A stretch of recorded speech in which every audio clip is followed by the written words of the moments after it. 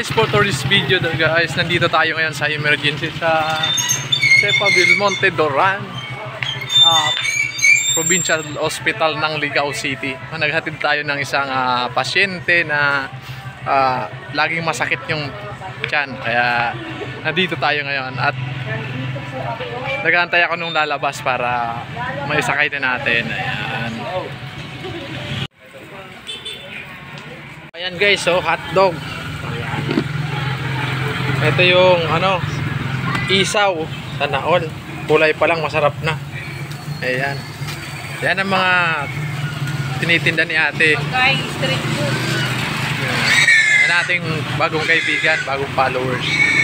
Ayan si ate, oh. Tingnan mo, nagluluto siya with feelings pa, kaya pala masarap.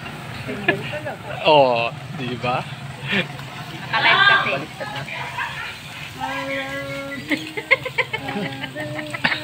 Nakalive kasi. Ayan, dito lang yan sa malapit sa emergency, oh. Ayan. Dito lang sa Buboy Bubay Food House. Oh, Buboy Bubay Food House daw ang pangalan. Yon. Na tayo ng dito sa street food, oh. Yan, oh. Sabi ni ate, masarap daw yung niya. Yung niluluto niya kasi with feelings ang pagluto. Ayan, sarap daw yan eh. Ayan, kaya shout out kay ate.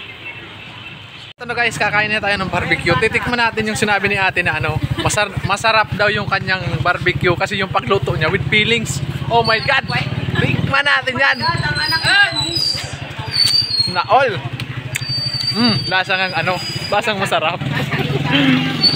Lasang karne.